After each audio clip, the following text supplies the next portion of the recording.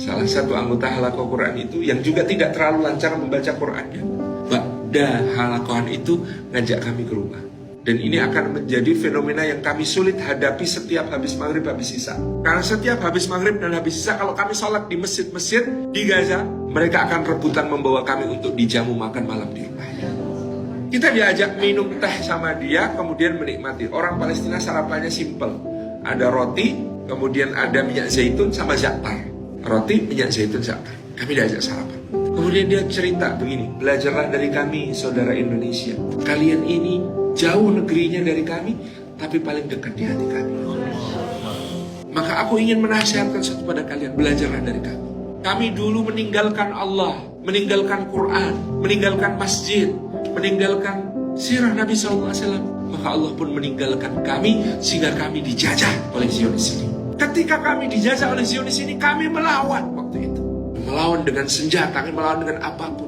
Tapi karena kami meninggalkan Allah, pelopor perlawanan Palestina sejak tahun 48 sampai tahun 80-an justru banyak teman-teman kiri, teman-teman komunis, bahkan Che Guevara datang untuk mendukung mereka. Memang melawan, pakai senjata. Tapi kata mereka, kami meninggalkan. Sampai di tahun 80-an itu ada orang lumpuh badannya, cacat, ngomongnya lirik, gak jelas. Dia yang ngajak kami untuk balik ke masjid, untuk subuh berjamaah, untuk baca Quran sedikit demi sedikit, ngapalin sedikit demi sedikit, untuk kemudian baca sirah dikit-dikit. Tapi dia tiap hari ngomong tentang pembebasan Palestina, tentang Baitul Maqdis merdeka, tentang Masjidil Aqsa merdeka, sehingga dia diketawakan sama para pejuang pada saat itu di tahun 80-an itu. Syekh Ahmad Yasin, lucu kamu membebaskan Baitul Maqdis, merdeka Masjidil Aqsa, membebaskan Palestina, kok cuma pakai sholat berjamaah? Kok cuma baca Quran, cuma ngaji, wiridan, zikir, baca sejarah Nabi? Kapan bebasnya? Itu yang dikatakan oleh para pejuang yang belum terketuk hatinya untuk kembali pada Allah, kepada Syekh Ahmad Yasin ketika itu. Tapi Syekh Ahmad Yasin tekun. Orang-orang ketika itu masih mengidolakan Yasir Arafat sebagai simbol perjuangan Palestina.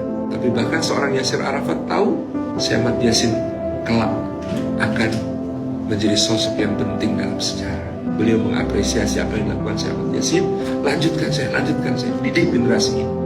Mendaftar menjadi anggota Kataib Syahid Izzuddin Al-Qassam, salah satu yang paling dilihat pertama-tama perekrutannya adalah melalui kalau subuh 4 bulan berturut-turut tidak pernah absen di shaf pertama dan menyaksikan takbiratul ihramnya imam. Itu baru saringan pertama untuk menjadi anggota Izzuddin Al-Qassam. Diutamakan hafal, tetapi juga dilihat kalau dia punya komitmen untuk bisa menghafal Al-Quran.